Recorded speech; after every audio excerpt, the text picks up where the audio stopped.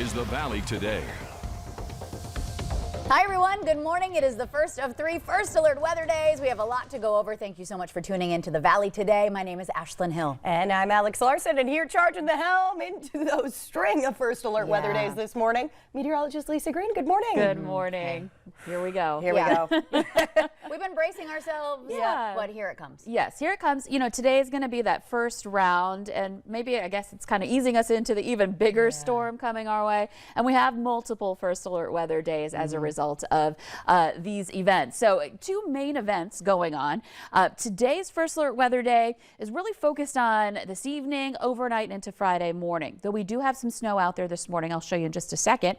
And then we have 2 First Alert weather days now for the Colorado low system for this weekend that will be continuing on into next week. We've added Monday to the mix. So Sunday and Monday, First Alert weather days as well for very heavy snow. And here's a look at our latest alerts. We've got a winter weather advisory that takes effect this afternoon into this evening. A staggered start. It'll start earlier this afternoon in the west and then east a little bit later. That's the movement of the snow that'll be moving in. And then that lasts again until Friday morning. We're looking at snow about 2 to 6 inches within the advisory area. The higher amounts closer to the North Dakota, South Dakota line.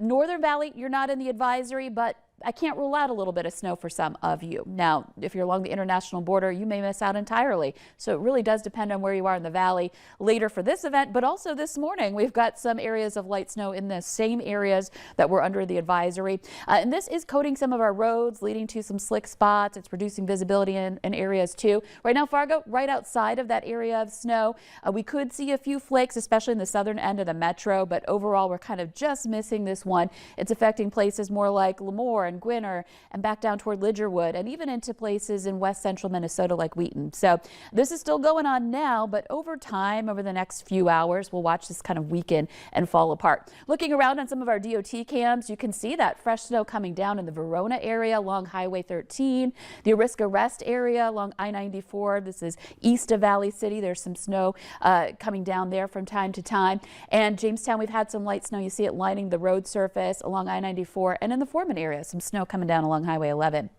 And our live view down at the Dakota Magic Casino right along the North Dakota, South Dakota line showing some light snow as well. So here's a look at our current conditions. Fargo, again, just missing out on this. We're at 18 degrees. Jamestown Airport reporting snow at 20. It is colder to the northeast where we've got more clear skies, and Thief River Falls is at 9.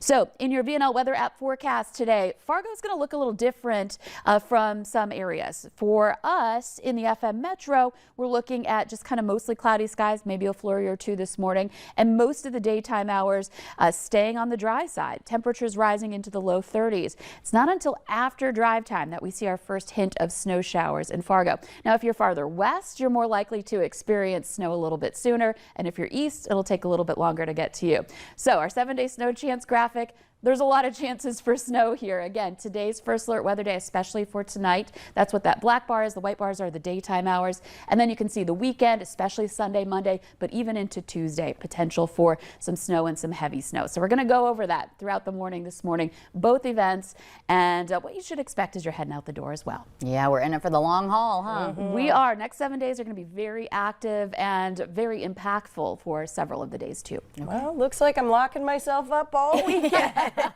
Thank you, Lisa. A West Fargo daycare provider charged with child abuse is expected to appear in court today. Court records show Eric Herford's charges stem from an alleged incident last August where a former employee at Dawn Herford Home Daycare claimed that Eric aggressively hit an 8-month-old with a diaper several times and threw that child on the ground. Court records also indicate the abuse was all caught on camera. Dawn and Eric Herford, the daycare's operators, were both charged in the incident. Dawn was charged with failure to report suspected child abuse, but that charge has since been dismissed. Eric is expected to appear in Cass County Court for a felony change of plea hearing at 1:30 this afternoon. A Grand Forks man charged with felony counterfeiting is now set to appear in court today. Mario Cordell Boyd was arrested last November after authorities say he used a fake $100 bill at Valley Dairy gas station.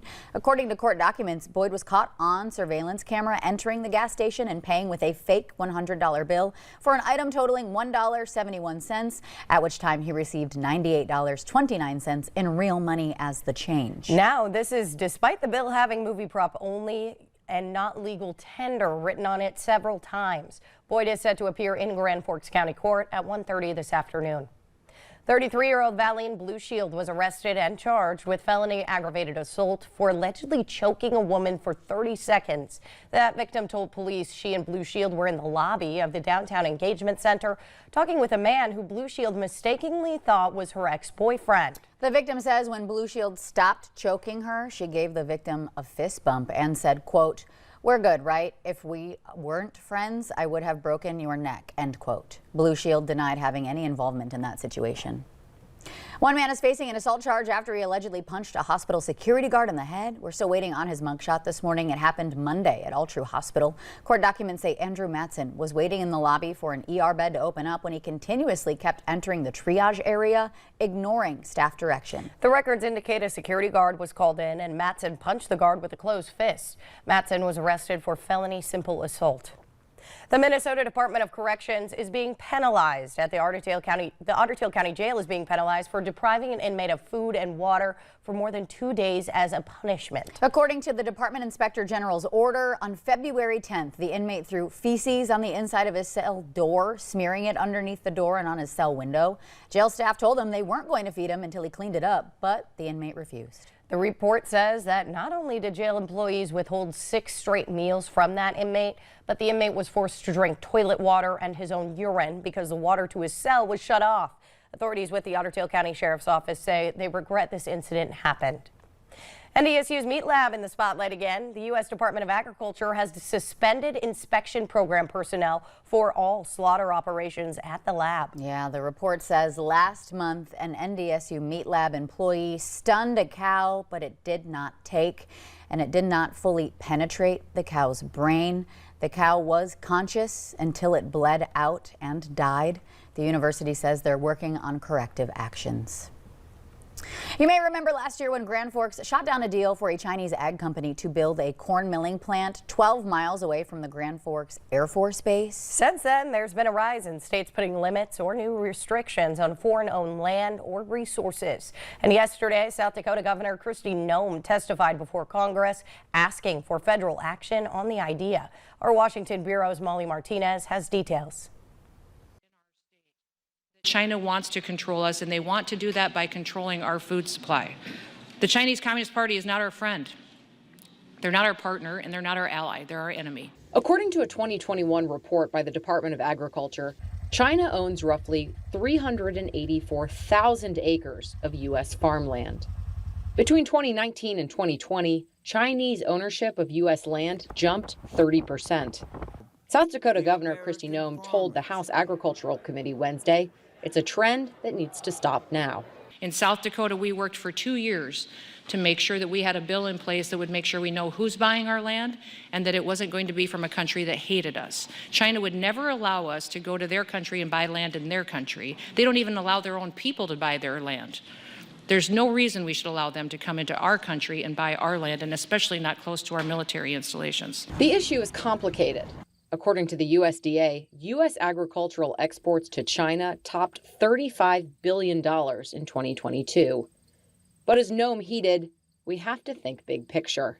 The threat is very real to us every single day, what China is doing, and they have a 1,000-year plan to become the world dominating power in the world, and the only thing standing in their way is America.